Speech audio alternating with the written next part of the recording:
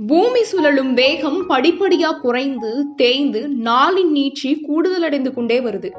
பூமியினுடைய சுழற்சியில ஏன் இந்த தடுமாற்றம்?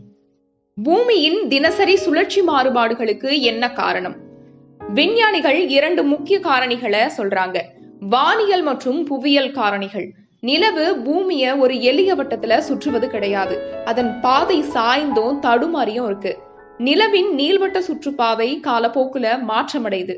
அதன் ஈர்ப்பு விளைவுகள் அது பூமியின் பூமத்திய ரேகையின் வடக்கில் அல்லது தெற்கில் இருக்கும்போது மாற்றமடையுது.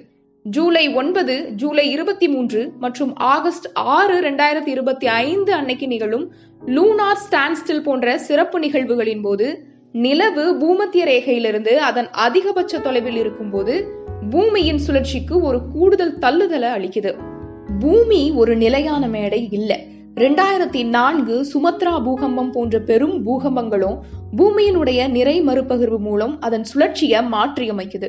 அந்த பூகம்பம் பூமியின் நிறைய உள்நோக்கி மாற்றியமைத்ததன் விளைவாக நாட்களை 2.68 மைக்ரோ வினாடிகள் குறைத்திருக்கு. ஒரு சுழலும் அலுவலக நாற்காலியை எடுத்துக்கொள்வோம். நம்ம அலுவலகத்துல இருக்கக்கூடிய அந்த நாற்காலியில உட்கார்ந்து சுத்தும் போது நம்மளுடைய கைகளை உடலுக்கு அருகில கொண்டு வரும்போது என்ன ஆகும்னா வேகமா சுழல்வது போல இருக்கும். கைகளை விரிக்கும் போது மெதுவா சுழல்வது போல இருக்கும். இது போல பூமியினுடைய நிறை அமைப்பு மாறும் போதும் பூமி சுழல் வேகமும் மாறுபடும்.